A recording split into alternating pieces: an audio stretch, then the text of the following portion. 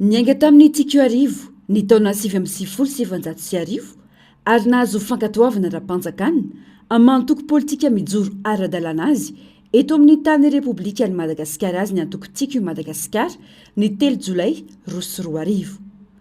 3 Jolay 2020, 3 Jolay 2022, feno 13 taona katrika androany ny fijoroany araka ny resepise 420/2020 raha mbola vondrona politika tsotra izy teo aloha. Antoko natanjaka, nanana ny maha izy azy ary nametraka tantara teto amin'ny fireneny. 7 taona no nitantana ny antoko tiako i Madagasikara any Madagasikara ary mbola manana olom-bofidy maro manerana nosy mandraka ankehitriny. 7 taona nitondrana fandrosoana isam-paritra, fandrosoana isam-batan'olona ary fampandrosoana teto amin'ny fireneny. Nisongadina avokoa ny sehatra rehetra, porofon'izany ny tany fiarikarena efa nananika ny 120 isan-jato.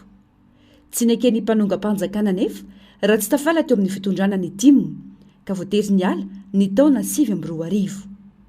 Nanomboka teo amin'io fanomana-panjakana io nenjehina foana ny antoko timony. Tsy natao sakana nefa ireo endrika raha-matahora samihafa fa nijoro hatrany ny antoko. 13 taona tsy aoriana mbola voasokajy ho isan'ny antoko matanjaka sy maro-panohana ny antoko tiako i Madagasikara tary ny marika ravalomanana filoha-mpanorina no sady filoha nasionaly ny antoko ankehitriny. Porofon'izany ny fahazona olom-bofidy maro manana andraikitra eto amin'ny firenena, eo ihany koa ny fananana rafitra mijoro eny anivon'ny faritany, ny faritra, ny distrika, komina ary ny fokontany. Tombontsoam-bahoaka no mibaiko, tombontsoam-pirenena no ambony ka antony ijoroany mandrakandroany. Tsy andalo fotsiny izany fotoan-dehibe na namarika ny 17 taona ny antoko izany. Omarena amin'ny fomba miavaka sy manetriketrika izany Rampitso Zuma etsy Bel Air sy ny sabotsy izao etsy amin'ny Magrobeoririka. Manentana ireo rafitra timy mamiaingany amin'ny fokontany, amondrikery sy ho avy ifanotrina sy ifanoana amin'ny etsim-pankalazana rehetra ny sekretera jeneraliny. Antoko politika ny timy, ny etsika izay atao dia mazava ho azy fa ifantoka amin'ny fiainan'ny antoko. Toerana mifefy sy an'ny tsy miankina no anaovan'izany. Tsingerin-taona ihany koa no ankalazaina. Tsy misy resaka faneho-kevitra ka tsy tokony hisy ny sakatsakana, tsy tokony hisy ihany koa ny fangatana fahazon-dalana. Misokatra ho an'ny rehetra ary tsy hanavana ny fankalazana ka iantsonany maro anatrika izany sabotsy izao etsy amin'ny Magrobeoririka. Tsy nisy roapolo akory ireo solombavam-bahoaka tonga niatrika ny fanolorana ny paikady-pirenena vaovao iadina amin'ny kolikoly sy ny tatitry ny asa vitan'ireo rafitra miady amin'ny kolikoly androany tetsy amin'ny lapany antemeram-pirenena Tsimbazaza, nangina ny seza.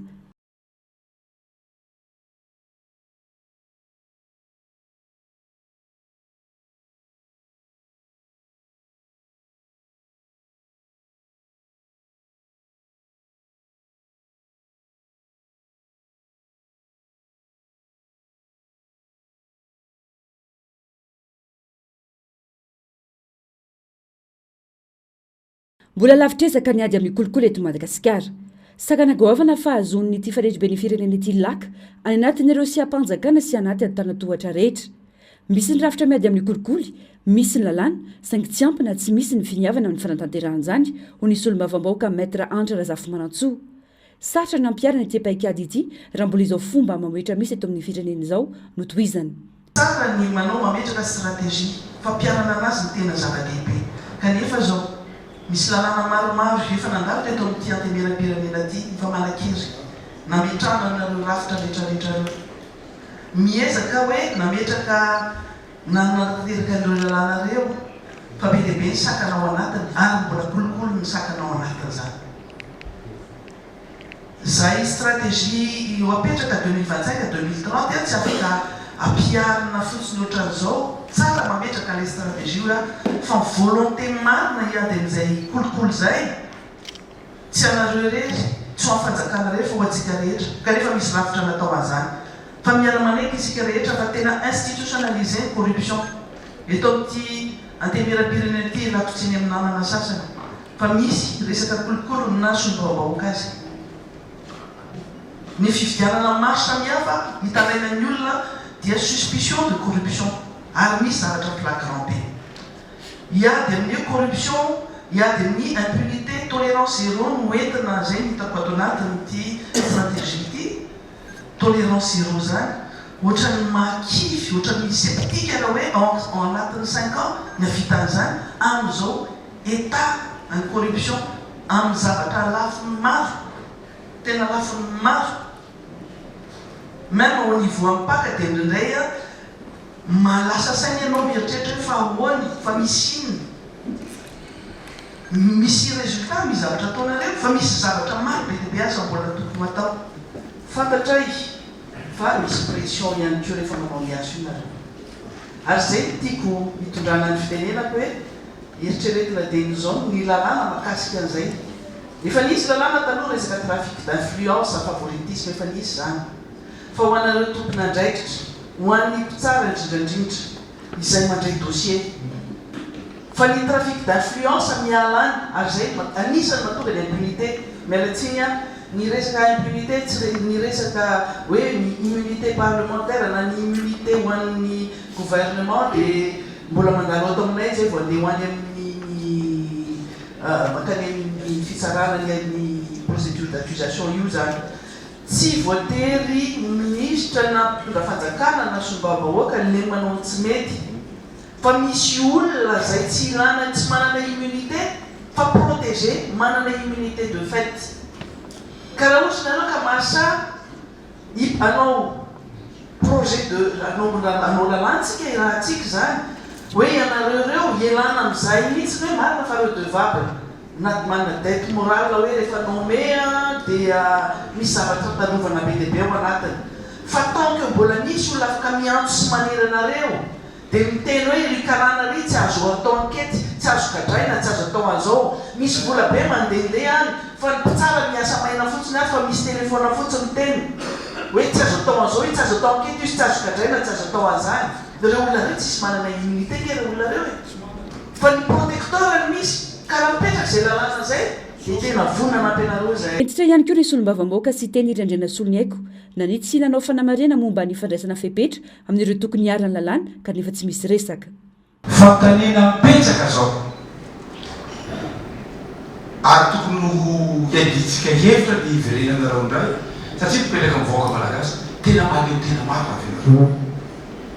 Sa natao ataony mpitondra fitaovana anareo hamoretana ny madinika sy ny mpanosatra satria ny tompona andraikitra ambony amin'izao firenena zao raha ny tatitra international zay revako teo dia tsy sahy ianareo manendrika ny tompona andraikitra ambony zay mitatra amin'iny andro iny fa ravorava koa io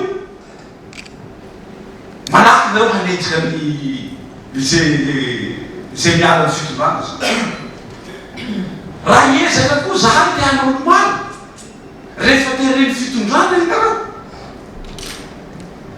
dia lasa tsy mandeha amin'ny marina ny olona eto amin'ity firenena ity. Ameko ohatra amin'izany ianareo samy finy nandeha zaho sy teny rendrany soliaiko candidat mba hanao an'izany mangarahara zany mihitsy anareo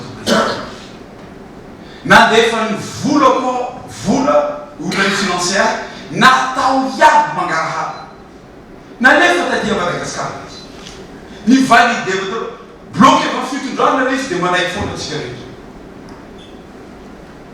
anana dolo ny dossier rehetra momba an'izany ka eto aloha aloana nyboatsika zavatra rehetra mampalahelo hoe raha ohatra hijerena tavan'olo ny fanenjena ka mila mazava amin'ny vahoaka malagasy tanteraka ity rafitra ty miady amin'ny kolokolo rehetra itya sanatry ny vava sy hoe manenjika anareo zahay ato tsy zay indrindra re tomoko fantatray zavatra iainanareo fa matoa ny teny hoe aleko hataotsika ao anatin'ny lalàna hoe tsy ataotsika excuse hoe mbola natao étude le izy mbola nijerena le izy ile olona fetra ho fitondrana zay vo indreny fa ny olona ho fitondrana tokony indreny ary tokony atao malaky zay tokony zavatra mipetraka ny zavatra zay fa raha zay mipetraka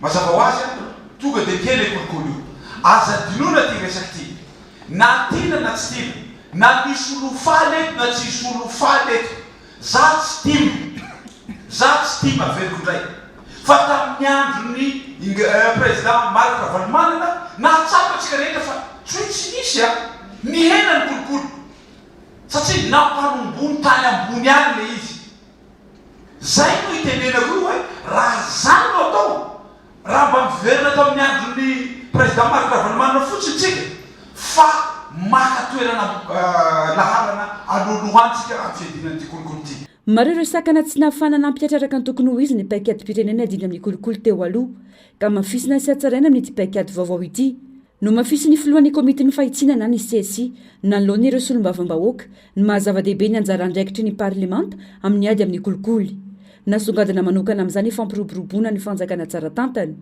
ny antso ireo solombavam-bahoaka ihany koa ny tenany anoana ireo andin-dalàna ilaina amin'ny fampiarana ny paikady vaovao najaka loatra zany tsy maty manota dia izay tsy nahampahoemby itsika ary zay no nanaovana an'ilay hoe hoatsy stratégique lahara-pahamirana ny fiadinany tsy maty manota ary ao anatin'izay hoe inona le tsy nahafahantsika miary tamin'ny tsy maty manota zay dia misy lalàna zay tsy nahafahana natrosina te anao aza ny mpanao enquête dia voasakana noho ny immunité sy ny privilège isan-karazany izay mipetraka tamin'izany fotoana zany axe stratégique fahatelo zay tsy napetiny teo aloha koa zany dia le hoe ananan'io la culture d'intégrité io le toetsaina io zany tena manapolitika atsika misy toetsaina tikely zay eo amin'ny malagasy eo miainga avy any amin'ny fanabeazana any ambany fotony mihitsy zany vao kely le zaza zany dia tokony beazina ahay anana amin'ilay toetsaina sy anakolokolo anana culture d'intégrité zay reo axe stratégique telo zany reo zany tena mifatoaty paikady vaovao ty satria reo hita fa fototra tsy nahafahantsika nandroso bebe kokoa tamin'ny atekoloka natatsika vokatra ny aikany koa ny teo anivon'ny paka na nitendro manokana iadina amin'ny kolikoly fa misy ny kolikoly amin'ny siam-panjakana samihafa anjaran-draikitry ny sihatra rehetra nefa no miady amin'izany hoy ny fanamafisana ekena misy tokoa zany fa somary resabe ny kolikoly institutionnalisé araka ny voateninao teo nefa ihany koa isika miaraka izao no miaraka mandresana izany kolikoly zany fa tsy vitan'ny paka irery zany ary ny voalaza manokana teo hoe fanenjehana ny fanenjehana moa zany na le poursuite dia tena hoe ao amin'ny paky no miainga araka ny efa nilazainy de Jean-Bianco teo dia fantatritsika tsara fa misy karazan'olona ihany no azo entina eo amin'ny paky fa misy tsy fahefana avy ao amin'ny paky ary izay indrindra no isany tafiditra ao anatin'ny ty paikady-pirenena vaovao ity le ady amin'ny tsy maty manota satria misy karazan'olona tsy azo entina eo amin'ny paky indrindra raha somary miteny moa zay ny député sy teny andrena solony haiko teo hoe arandrena solony haiko miaratsy indrindra tompoko miteny ianao somary miteny teo ianao hoe tsy samanenjika amin'ny tompony andraiky mpanjakana ny zeo amin'ny toerany dia efa ny zavatra ohatr'izany mantsy dia misy ny immunité izay mbola hiadivana ao anatin'ny paikady-pirenena vaovao misy zany tsy fahefanay fahefan'ny haute cour de justice ary tsy hijerena tavan'olona na sikajin'olona ny fampiaran-dalàna ho ny tale jeneraly ny Bianco miresatsika hoe ohatra hoe lasa fitaovana ampiasainy mpitondra hoe amoretana ny madinika mino aho fa itsika angamba tsy anatin'ny madinika sy mpanohatra ary mino aho fa ny rafitra miady amin'ny kolikoly zay fa nisy efa roapolo taona izay nisy fitondranao fadiky teo anatin'izany dia misy amintsika reo mbola mety tao anatiny taloha fa ny tiako resahana dia izao ity ngamba ny tiako resahana dia hoe ndraindray tsy dia mahagaga raha ohatra ka hoe efa miana amin'ny toeran'le olona vao mety hoe ino moa zany vita ny fanadiadiana zavatra mety otra azavaiko miteriko monsieur le député ny zavatra misy tant que mbola eo le olona mitondra mazana reo tsika ndreso sampitondra io malagasy tsy samytoka, io malagasy io tsy samy témoigner, misy pièce any ananonana tsy samy evoaka zava-misy zany monsieur le député. Dia nandray efa-tsio zay vao manomboka mahasaly olona mamoaka an'izany, ka za manokana mahita hoe tsy voatery ho gaga raha misy an'izay tokoa. Fa ny tiako resahana kosa nefa raha mijery anareo a ny vokatra misy eo amin'ny Bianco hatramin'izay fa tsy zao ihany, na eo amin'ny Paka fa io a tsy fidianana sokajy ny olona tavany olona amin'izay manandrify ny fahefanay io a. Fa misy io tsy manandrify ny fahefan'ny Paka fa any amin'ny ACJ io moa fandraisany monsieur le président teo, ka tsara ngapantsika samy mandray a ny andraikitra manandrify azy mahakasika amin'ny rehetrarehetra io, fa misy ezaka natao Bianco manokana zany a tamin'ny 2024 iny tsara ny alalanao zany a efa natratra 598 ireo a fanadiadina nahitana trangana kolikoly nampitaina tany amin'ny fitsarana, fa tena efa betsaka zany raha mitany amin'ny firenena hafa efa azo lazaina betsaka ny vitantsika amin'izany. Ny Paka moa fa nataony anio zay nahitana trangana kolikoly eo anatin'izany ilazana ary sokajy ny olona rehetra ahitana anatin'io ao avokoa. Izy io moa ko nane terenao masaka le voaloboka hoe ianona mihitsy ny tina sibrena, kanefa inao moa zany hoe sibrenao ianona nefany a inao moa dossier misy eo mahakasika ny ianona. Dia zay no tsara ny fampizarana satria eto moa zareo mpanao gazety a nareo maresaka zany dia tsara ny alalany vahoaka malagasy an'izany fa ny tena olana eo amin'ny raha fitsarana ny tsy isan'ireo fitakiana nandritra ny fionana any amolavolana sy andaniana ireo solombavam-bahoaka ny lalàna mifeny tandro asiny ny fanaovana ny fanambaram-pananana hatramin'izao mantsy vao ny atsasany tsy misy afa-tsy 520 amin'ireo solombavam-bahoaka 320 voafidy ny taona 420 ihany no nahavita izany. Eo ihany koa ny amin'ny firisoana amin'ny fanatanterana ny latsabaty fiampangana ireo tompon'andraikitra voakasika ny taratasy fanenjehana misy 5 nalefa ny fitsarana avy eo anivon'ny nantenemeram-pirenena teo anelanelany taona 2022 sy 2022. Tsy ampy ny fotoana ny fanatrian'ny rotonto androany amazava-dehibe ny ady amin'ny kolikoly izay miantoka ny fampandrosoana ho ny dale general ny samifilina ka namafisany fangatahany ireo solombavam-bahoaka isy ny andro natokana ho an'ny rotonda. Dia tamin'ny volana memo ny samifilina niona tamin'ny commission efatra teto amin'ny antenemeram-pirenena dia commission gouvernance et transparence, commission finance, commission juridique ary commission contrôle des politiques publiques.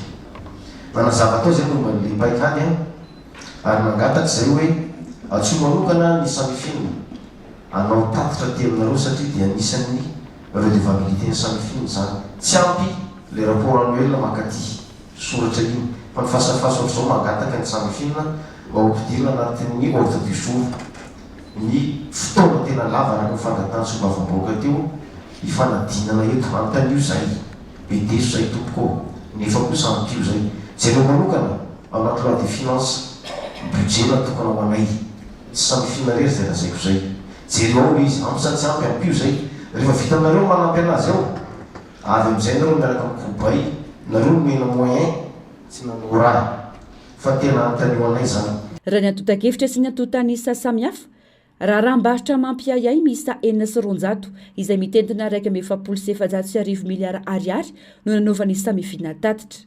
Fitarainana misa 7,9 kosa no nanaovany Bianco fanadiadiana ka olona 470 no voatazony.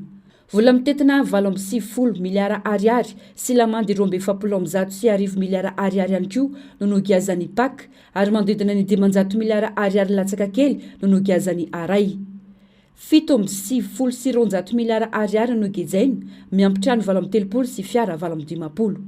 Andrasana izay mety ho toy ny fionany eo amin'ny antenimera sy ireo rafitra miady amin'ny kolikoly izay niantsony ireo olom-boafidy hanohana ny fanavaozana ireo andindalana rehetra iadina amin'ny fampiarana ny paikady vaovao iadina amin'ny kolikoly.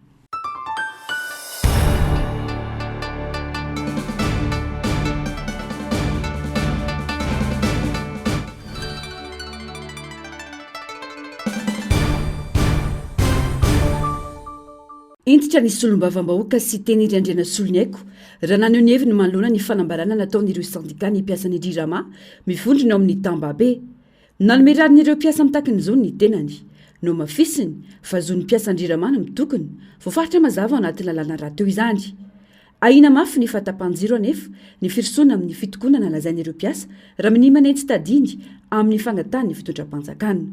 Mahasolom-bavambahoaka ny siteny arandrena solony haiko zony ireo mpiasa reo no manao grevy araka ny lalàna eo ary niantso zareo tamin'ny teny fahendrena ny fitondram-panjakana mba hama an'io olana io dia aoka tsy hisy zao zavatra teneniko zao hoe sao dia atao excuse io fa ny fitondram-panjakana tsy manam-bola ividianana carburant hahafahana mamelona ireo mille ireo ahafahantsika tsy siny délestage zay fotsiny aloha ny hevitra mafondra tiako iantsona fitondram-panjakana aza ataonareo excuse ny grevy-ny mpiasa jirama fa vao ny olana tsy hoe rapitso amizay satria 48 heures manko le izy teo raha tsy diso araka dia zay manomboka rapitso raha tsy voavaha ny olana tsy asa ireo mpiasa ireo ka lasa ho zarany fitondrana koa rehefa tsy asa ireo mpiasa ireo dia lasa ho tapahana ny jiro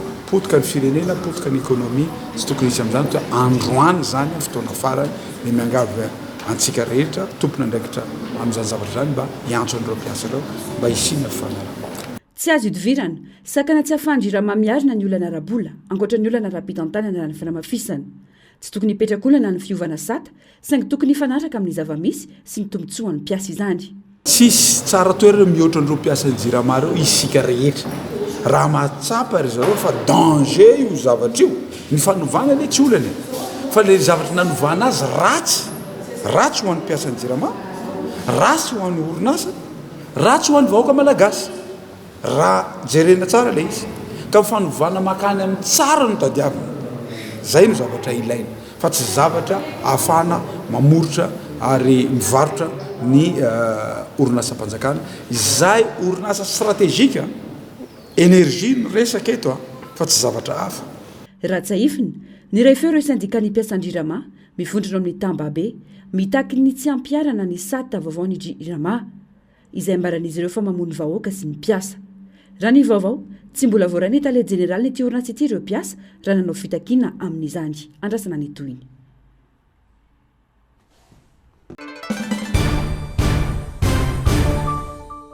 Serasera politika no betsaka fomba fanao mahazatra fanao nyty fitondrana ity hatramin'izay mandrakan-kehitriny. Faritra dimy izay no efa nandalovana na natanterana filan-kevitry ny minisitra saingy tsy hita izay tena vokatra azo tamin'izany. Fampanantenana fandanim-potoana sy fandanim-bola amin'ny tsy laram-pamianatra any no misy hoy ny mpanao politika. Fa lay vokany zany ny tena tsy hita mihitsy satria to resabe fotsiny resaka communication politika no atao misy manahirana kely testesitra ny olona dia midina any daholo ny minisitra sy ny président dia mampanantena an'izao rehetrarehetra izao dia zay mahatonga an'ilay olona hoe mandany vola fotsiny satria rehefa mietsika manao conseil any ivelan'izany tsy ireo olona tazamaso ireo fotsiny be da be ny fandahinan'izany be da be ny fotoana lanin'ilay olona ao mifaritra andraisana an'izany ka mahatonga hoe zay ny tokony manahirana eto hoe tsika tsy ampy ny entimanana nefa le entimanana lalinany amin'ny zavatra tsy mitondra vokatra any mihitsy zany no tena problema izy fa tsy tena ady hevitra fotsiny fa maninana ataony fianaratsoa zao toa ohatrany hoe ho any Sainte Marie amiko tsy dia mampanina loatra zany raha ohatra tena mizatra miaritra amin'le fiainan'le olona any hoe mba akaikikaiky kokoa dia miresaka an'izay dia nisy vokany misy tombana an'le zavatra nresahana amin'ny taloha satria fa tany fianaratsoa ery zareo ohatra resaka an'ilay FCE tsika dia inona le FCE inona le lazaina tamin'izany dia lazaina indray maly zany manahirana ary zany tena mifandray amin'ny fomba akapobe ataon'ny fitondram-panjakana ity mihitsy hoe fandaniany pona no atao be da be fa le valiny zavatra tao tsisy ninina tsisy tombotsoa. Mifanohitra tanteraka amin'ny tokony olona rampamehana amin'ny zavamisy iainan'ny malagasy sy ny olana lalovan'ny firenena ankehitriny ny kisary asehon'ny fitondram-panjakana na amin'ny asa atao na amin'ny fandaniana. Menina moa ny mpitondra hoe toa tsy mahita fa tsy mety ianareo sy ny sisa ka ina ary ny mety mazavao ary le mety lakarivo zany ny mety tsika tsy ampy azadiny fa ny trosam-panjakana ny dette publique miakatra be fa tsisy tsy ampy fampiasam-bola eto amintsika hoentina ho an'ireny fotodrafitra samaharitra eny tsy atokisan'ny olona tsika isika nefa tazan'ny olona fa mandandany vola amin'ny zavatra tsy mamokatra ohatrany tokantrano ihany io sady tsy ampy ny ampelantanana ny lozanao mampandia sy manao zavatra tsy hitona fampandrosoana eto amin'ny firenena. Ampy izay ny fampanantenana lava tokony hifantoka amin'ny fanatanteran'ireo asa tsy vita na ampanantenana ny vahoaka ny mpitondra fa tsy anohy ny fampanofisana sy asa tsy ho vita akory. Aloha aloha izay mba fantenenina hatramin'izay mba ezahana ho vita izy tompotsoa e. Fa raha mbola zao le mpitondra ny filoham-pirenena mieritreritra foana fa anatin'ny propagande foana izy dia za dia malahelo mihitsy satria isaky niteny zany izy ireo mivory izy ireo miteny ny filoham-pirenena dia tsy mihaino ny olona fa inona indray sanatrian'izany ve andainga indray ireo ampanantena zavatra tsy ho vitany indray ve sa fa mieritreritra ny propagande inona indray ve mba tanterao aloha izay tokony natao hoe ataovy aloha izay mba fijerevan'ny tombotsoan'ny be sy ny maro hoe izay ngamba ny andrasana amin'izy. Manodidina ny 1 miliara ariary ny sandany filan-kevitry ny ministra amin'ny tety faritra toy izao raha atao ny kajy tsotsotra. Vola mahatsangana sekoly na mahavidy ireo fitaovana enti-mitsabo tsy ampy ananivon'ireo hopitaly na ihany koa anampiana ny fitaterana ny solika na ihany koa anampiana ny riramasy ireo sehatra hafa tena laram-pamehana. Mbola lavitry ny afo ny kitera resaka fampandrosoana eto Madagasikara. Manondromena ary mihiba avokoa ny taremarika rehetra. Tsy lazany intsony ireo olana tsy mety ahitamba-olana izay lasa tsy afa-misaraka amin'ny andavanandro mpiainan'ny malagasy toy ny jiro sy rano tsy mandeha, solika tsy misy, fiakaran'ny hetra sy ny fitanga ny vidim-piainana. Nivaly ny fitakiana, niverina tamin'ny laony ny rary no dradradradrainy ireo mponina tao ambodinony ka rangalana sy vatomandry no ny fandresen'ny famarinana tao an-toerana tamin'ny fankatoavin'ny filan-kevi-panjakana ny fahalaniny ben'ny tanàna avy tamin'ny tsy miankina Solonirina Ornella Martino lany tamin'ny sambato 5,700 tamin'ny fifidianana kominaly farany teo kanefa tsy lany raha ny vokatra ofisialy nivoaka ka nitarika disadisa tao an-toerana. Trangizany afara tamin'ny hetsika fididana an-dalambe ary nisy mihitsy ireo voatazona amponja vonjomaika tamin'ny fitakiana izay nataony. Mbola mijana ho fampahafantarana fotsiny ihany anefa izany fa lanin'ny kandida Martino izany fa mbola tsy mandray ny asany ity ben'ny tanàna lany bahoaka ity raha ny fanazavana. Mbola tsy afaka mandray ny fiasana ny ilay ben'ny tanàna voafidy ny ho ataony chef district moa zany no tokony mametraka ny samboady amin'ny chef district anazy dia mijanona zany le nomena samboady totoy aloha fa efa hita fa tsy lany. Mbola mitohy trany kosa ny fitakinan'ny rary nataon'ireo mponina ao an-tanam-Baomatsara raha ny fanazavana trany. Mbola misy ny fampiakarana fitsarana sy raharaha eny anivon'ny gendarmerie. Kosa ny ao an-tanam-Baomatsara mbola mitohy ny ady atrehan'ireto vahoaka satria mbola nisy fiantsona tamin'ny resaka gendarmerie sy ny tribunal ka mandeha miandalana ihany koa ny mahazony ao an-tanam-Baomatsara. Miteraka fikorontanana ny anivon'ny fiarahamonina ny tsy fahatomombanana amin'ny resaka valim-pividianana tahaka izao ho ity solombavam-bahoaka ity. Porofon'izany ny zava-misy eo amin'ny komina an-tanam-Baomatsara. Tsy samihatrika ny vahoaka ao an-toerana ny ben'ny tanàna tsy lany bahoaka. Manano sarotra ihany satria araka ny efa niteneniko ombieny lasa le fiarahamonina eny fotony mihitsiny no lasa simba. Raha nenay zao ny an-tanam-Baomatsara hatreto aloha dia tsy afaka makany ilay ben'ny tanàna satria tsy ankasitrahan'le vahoaka ny fisiny satria tsy mahafantatra zany zareo fa tsy nifidy azy ny daholo be rehefa 75% no ahoana moa no ipetrahanao amina tanàna hoe ny 5% isan-jato tsy nifidy anao na ho an'le ben'ny tanàna ary hitako hoe manahirana ihany ny iara-miasa amin'ny vahoaka ao anatin'izany. Efa mandeha ary efa miroso amin'ny asa ireo mpiasa ao am-base toliara. Tsy mbola manaiky ny fanatanterahana io tetikasa io anefa ny mponina any an-toerana ary manao fomba rehetra anakanana izany satria manimba ny fivelomany sy ny tany izay efa nohajariany tao anatin'ny taona maro. Miteraka ady amin'ireo samy mponina any an-toerana ihany koa ny fanatanterahana io tetikasa io noho ny tsy fidifian-kevitra satria tsy olona iray ny tompony tany fa maromaro hoy ny fanazavana. Ady an-tragno zahay eto tsy afanoke satria zahay tany toy tsy raha tanin'olo raiky avao, tanin'olo maro. Ireo baban'olo reo teto maromaro niteraka koa. Oro amizay zao enaniky zao vahoaka lako toy tsy mana amire olo 15 avao. Marina fa zay possible ka o iaro lako toy olo 15 avao. izay tsy anganana ny base tolera fa mampialy anay morofoko tsy magnenky gnazy raha na ino hidona na ino hiatra za tsy magnenky anio raha milaza hitondra fampandrosoana ho an'ny toliara ny base toliara sy ny mpitondra fanjakana dia maro ireo sehatra efa misy any an-toerana fa ny fampandrosoana azy no tokony masoana hoy ireo mponina. Eo ihany koa ny fiompiny izay atahorana ho simba noho ny fanakiazana tany. Ohatsy laha tiany base toliara handroso tiany fanjakana handroso maro ny fampandrosoana eto.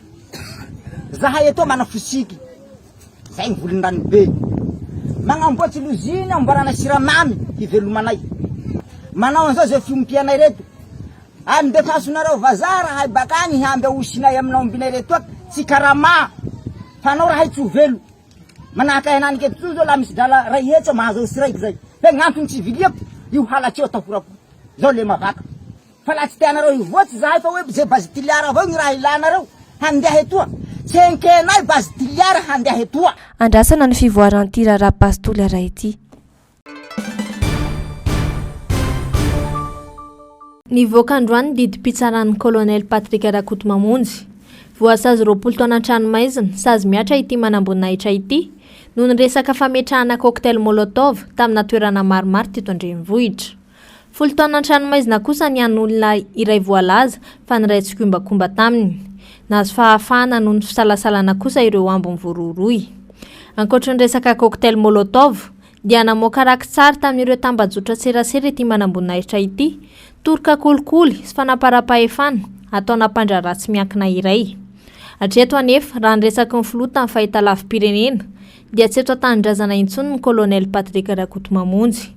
Andrazana araka izany ny fivoaram-baovao. Mbola mitoetra ny filaharana lavareny amin'ireo tobin-tsolika manerana Andrenivohitra sy ny manodidina. Vao maraina dia efa nilahatra solika ireo mpampiasa fiara ka anisan'ny tena lasibatra amin'ny fantiantoka teraky ny fahatarana sy ny tsy fisian'ny solika ireo misehatra amin'ny fitateram-bahoaka toy ireo fiarakaretsaka sy taxi be. Eo amin'ny lafiny ara-tsosialy manohy itonina ny asa andavanandro sy ny fandraharany madinika ity fisian'ny solika. Ny fiainana andavanandro ny olona ihany koa zany. Izany ohatra hoe eo amin'ny vidim-piainana. Raha zavatra tena mahagaga zany dia zay zavatra mihitsy raha veo lasantsy mihitsy resaka carburant misy problème kely dia miakatra daholo ny vidim-piainana. Misy vendront mihitsy azo zany dia mividy vary zany miakatra ny vidim-bary, miakatra ny vidina menaka. Tena avy hoe misy fiantraikany be dia be mihitsy zany izy amin'ny fiainana tsy hoe zaharery fa amin'ny fiainantsika rehetrarehetra malagasy mihitsy zany misy fiantraikany izy. Io zany tonga dia efa hoe vola entina mody zany tsy misy satria miasa maraina dia tsy maintsy milahatra reny hariva dia zay azo zany lasa tsongotsy daholo aloha zay ny tena marina. Ny vrai aloha tsy afaka pakatra vrai mihitsy aloha satria vrai tsy maintsy vrai ihany ka tsy vrai tsisy miakatra mihitsy aloha teto. Lazainy rehefa zao zany zava-misy dia tena miaina amin'ny zava-misy fotsiny zany zay ny tena marina. Hatreto mbola manjavozavo ny antony tsy ahitana solika eny amin'ireo toby rehetra mpanjara izany. Vokatry ny tsy fahampian'ny vaovao mazava sy ny tsy fandraisana andraikitra dia manomboka mampametra-panontaniana ny mpanjifa sy ireo mpandraharaha ny amin'ny famatsiana solika satria iankina ny andavanandrom-piainana izany. Noho ny fiakaran'ny filanana andritra ny fetim-pirenena no voalaza fa naharitra tampoka ireo solika teny amin'ireo toby mpanjara. Aminay moa zany tsy dia mety loatra le hoe inona ny antony tsy mampiasa zao rehefa tsy misy zany misehatra zay ataonay amin'ny asanay dia rehetra niarana zaka daholo jereo an'izao filaharana zao nomboka tamin'ny marina zany zao nefa nilahatra io hatramin'izao mbola milahatra foana. Manentana mpitondra zany mpitatana zany amin'ny OMS sy mpitondra any amin'ny filoham-pirenena mba hijery an'izao zavatra akaiky fa misy fiantraikany be dia be amin'ny fiarahamonina dia izy. Raha ny rantina avoakan'ny ofisy pirenena misahana ny solika na ny OMH dia manana tahirin-tsolika mihoatra ny 400 litatra isika manerana ny nosy. Olana ara-pitaterana no voalaza fa antony tsy ahitana solika eto Andrenivohitra. Tsy eto Antananarivo ihany anefa no tsy misy solika fa amin'ireo faritra hafa ivelana Antananarivo koa dia misedra izany olana izany toy ny any Ambositra. Ny 12 Jona lasa teo no voalaza fa nisy sambo mpitatitra solika farany tonga teto amintsika. Eo anelan'elan'ny 5 ka hatramin'ny 10 Jolay indray ny sambo manaraka no avy. olona misa telo namony ainy ka zazakely 3 taona ny iray ampolo no naratra vokatry ny lozam-pifamoivoizana anseho tany antany malalaka Antanimbary distrika ny Maivatanana ny maraina teo. Fiara taxi brousse avy any Ambositra iazo ny mahajanga ity tradoza ity izay niala lalana ny vadibadika ary latsaka tany anaty antsana. Efa nentina eny amin'ny tobim-pahasalamana avokoa ireo naratra, ilay fiara kosa potika tanteraka. Tazana tena toerana ireo zandary nanampy tamin'ny famonjena sy fanesorana ireo olona avy ao anatin'ilay fiara. Ankadiko ny fotoam-pialatsasatra isika izao koa manentana trano ho an'ireo mpamily sy mpampiasa lalana rehetra ny amin'ny tokony fitandremana sy mifanajana ny lalana amin'ny feno fifamoivoizana isorohana amin'ny loza tahaka izao. Ikatona tanteraka manomboka ny 13 Jolay 2024 avy izao ny efitra amin'ny fijerena sarimihetsika kanaly Olympia arivo etsy Andotapenaka araka ny fanambarana navoakany. Ny 20 Jolay 2024 no nanokafana ity toerana ity izany hoe eny taona no niasany teto Antananarivo. Efitrano fijerena sinema mahazaka olona 300 isa ny kanaly Olympia ary afaka mandray olona mihoatra ny arivo kosa ny ivelany isaky ny misy projection en plein air. Tamazotra sinema seho ara-kultoraly namboarin'ny vondron'olona safiva ity ny kanaly Olympia ary firenena 20 eto Afrika no efa misy azy. Nampiavaka azy ny fampiroboroboana ny kolontsaina aty Afrika amin'ny alalan'ny fanaovana seho sy fandefasana sarimihetsika afrikanina hetsika ara-kultoraly isan-karazany. Teo ihany koa ny fanomezana lanja sy fahafahana ny mpanakanto amin'ny alalan'ny seho, fampiratiana, fitadiavana talenta ary fampitaovana. Misaona ny tontolo ny baolina kitra nodimandry androany alakamisy 3 Jolay teo amin'ny 20 taonany tany Palacios de Sanabria faritany Zamora any Espagne noho ny lozam-pifamoivoizana Diogo Jota mpanafika tao amin'ny ekipa ny Liverpool. Niala sasatra tany an-toerana niaraka tamin'ireo akaiky azy izy mirahalahy ireto raha ny vaovao ka izao samy niaran-doza izao i Diogo sy André Silva 40 taona izay mpilalao baolina matianina tao amin'ny ekipa ny Penafiel. Samy namony ainy izy mirahalahy ireto. Raha ny vaovao niala lalana ka tsy nahatana ny familiana ary dia nirehitra tanteraka amin'ny fiara nitondra azy mirahalahy ary nitarika hatramin'ny fahafatesan'izy ireo. Marina fa vao avy nantanteraka fanamasinana ny fanambadiany vao andro vitsy lasa izay Diogo Jota ary namelaka amboty telo mianadahy. Entsi-ankilany vao nahazo ny anaram-boninahitra tompon-daka ny Angletera tamin'ny taom-pilalaovana 14 sy 15 ny tenany niaraka tamin'ny Liverpool izay natafidirany baolina enina. Efa nisan'ny ekipa nasionaly Portugais Jota hatramin'ny taona 17 taloha nandraisana anjara tao amin'ny Liverpool nanomboka tamin'ny taona 20 ary efa nilalao an'ny FC Porto sy Atletico Madrid talohan'izany. Naneo alahelo sy fisaonana ireo manam-pahefana ao amin'ny federasiona baolina kitra Portugais ary nilaza fa fahaverezana lehibe ho an'ny baolina kitra izao fahafatesany Diogo sy André Silva izao. Naneo fisaonana tamin'ny fanambarana nataony tao amin'ny tambazotra X koa ny Liverpool ary nilaza fa rava tanteraka no fahafatesan'ilay mpanafika mahay indrindra.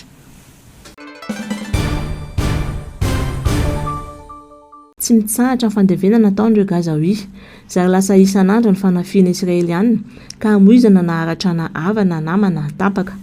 Iaratsy hatrany anefa ny zava-misy raha tsy misy ny fifanarana entitra hoy ny filoha Amerikana Donald Trump izay naneno fahatokisana fa ho tanteraka izay fampitsarana ny ady izay. Ho entitra ny Prime Ministra Israeliana ny tenany ary ho vita ny fifanarana hitsara ny ady raha ny fanazavany Donald Trump ihany. Fantatra moa fa ho avy any États-Unis Benjamin Netanyahu amin'io herinandro ho avy io. Omaly moa tao amin'ny pejiny tambazotra serasera no lazany Donald Trump fa efa nanaiky ny fepetra nambara ao anatin'ny drafitra metrahana ny fandriampahalemana any Gaza ny fanjakana Israeliana. Etsy andan'izany anefa nilaza ny Prime Ministra Benjamin Netanyahu fa ho fongariny hatramin'ny fotony ny Hamas. Tsisy intsony ny Hamas tanina hoy izy ary ho vototra avokoa ireo takalonaina Israeliana rehetra. No amafisy ny ministra raraham-bahiny Israeliana fa misy ny drafitra fifanarahana ary miomana amin'ny dingana manaraka ny Israeliana izay nanambara ny fahavonona ny rosa amin'izany fampitsaharana ny ady izany. Efa misy ny firoson'ny asa na dia mbola tsy afaka manome ny antsipiriany aza ho ihany ity diplomaty ity. tsy resy lahatra tanteraka amin'izay drafitra fametrahana ny filaminana izay nefa ny ankilany. Nilaza mantsy ny Hamas fa mbola eo am-pandiniana ireo tolo-kevitra samihafa izy ireo. Mbola tsy nisy fanambarana mazava avy amin'izy ireo manoloana ity tolo-kevitra ity hatreto. Miandry fantatra ny valiteny ny Hamas ny rehetra ankehitriny. Ho zava-dehibe eo amin'ny tantara mifaritra sy izao tontolo izao izany ny faneken'ny Hamas izany tolo-kevitra izany. Raha tafita amin'ity ezaka fampihavanana ity ny filoha Amerikanina dia tsy azo hitovirana fa anana toerana manokana eo amin'ny tantara amin'ny mampihavana azy manoloana ny olan'i Gaza i Donald Trump. Fa hatreto aloha miandry sy mionona anatin'ny aya tanteraka ny miandry sy miona ao anatin'ny aya lalina ny mponina any Gaza izay miaina ao anatin'ny tahotra sy ranomaso.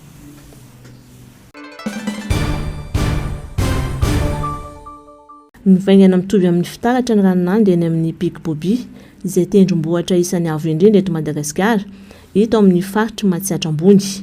Rehefa vanim-potoana ny ririnina toy izao no matetika ahitana izao tranga izao any an-toerana. Isan'ny toerana tena mangatsiaka indrindra no mahatoerana aro azy ny Big Bobby. Izy no Kusumavati, teratany indiana valam-benimpolo taona. Efa antaonany maro nanomboka teo amin'ny faha 20 taonany teo dia fasika no natao ny foto-tsakafo. Malany fasika ray faingo 2 kilo isan'andro i Kusumavati. Nandritra izay fotoana ninanany fasika izay anefa dia mbola tsy narary i Kusuma. Briky sy fotaka ary vadikely ny fihinany Pakirapa Onangadi. Tia mihinana briky vadikely ary fotaka ity teratany indiana ity. Nanomboka teo amin'ny 10 taona no natsapahan'ny fitiavana ny karazana akora ireo. Amin'izao fotoana izao izy dia mahalany vadikely hatramin'ny 10 kilo isan'andro.